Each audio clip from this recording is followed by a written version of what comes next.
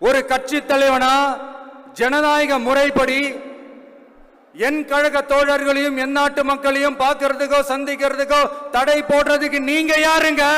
தடையை மீறிய மக்களை பார்க்கணும்னு முடிவு பண்ணிட்டா போயே தீருவேன். சட்டத்தை மதிக்கணும்ன்ற ஒரே காரணத்துக்காக தான் அமைதியா இருக்கிறேன். நேத்து வந்தவெல்லாம் முதலமைச்சர் ஆகணும்னு கனவு காண்றான்னு சொல்றீங்க.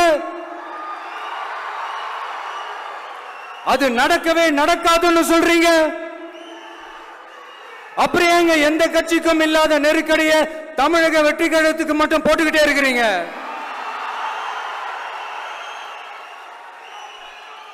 அணை போட்டு ஆத்த வேண்டும்னா தடுக்கலாம், காத்த தடுக்க முடியாது.